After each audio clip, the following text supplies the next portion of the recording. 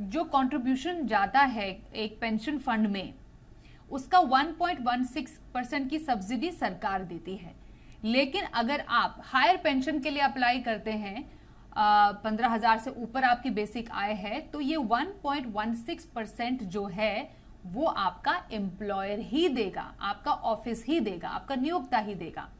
तो क्या इसका मतलब हम ये माने कि ये जो 8.33% का जो कंट्रीब्यूशन है उसमें भी 1.16% जुड़ जाएगा, और ये जो टोटल कंट्रीब्यूशन है जिस पर अब पेंशन जो कंट्रीब्यूट होगा, कैलकुलेट होगा, वो 9.49% होगा?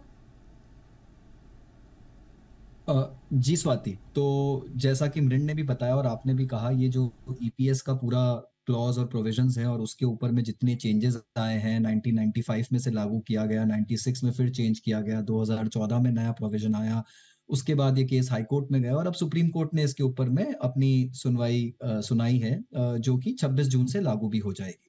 तो इसमें बहुत सारे बदलाव आए हैं समय समय के साथ में और इसका कंप्यूटेशन बहुत ही कॉम्प्लेक्स होता गया है।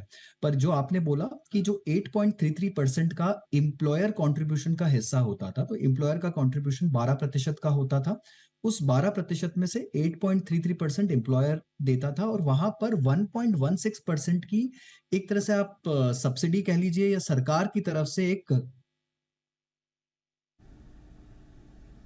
कंट्रीब्यूशन किया जाता था अमाउंट का। तो वो अमाउंट अभी एम्प्लॉयर को देना होगा, यानी एम्प्लॉयर का जो कंट्रीब्यूशन है 12% के तहत बढ़कर 8.33 से 9.49 हो गया है। और ये जो 15,000 की कैप है, अगर उस पे देखा जाए तो जो 1250 रुपए है उस पे करीब 175 रुपए की बढ़ोतरी होगी उसके हिसाब से। तो टोटल कंट्रीब्यूशन अब 9.49% एम्प्लॉयर का जाएगा। पर जैसा आपने पहले भी बताया कि अब जो रूल लागू होता है वो पूरी पेंशनेबल सैलरी पर होता है, यानी आपकी बेसिक प्लस जो आपका महंगाई भत्ता है उसको मिलाकर जो आपकी सैलरी बनती है उसके ऊपर में यू कैन कंप्यूट ये ईपीएस वाला पोर्शन, और उसको आप 12% की ओवरऑल लिमिट में से लेस कर एम्प्लॉयर आपका पीएफ कंट्रीब्यूशन जमा करता है।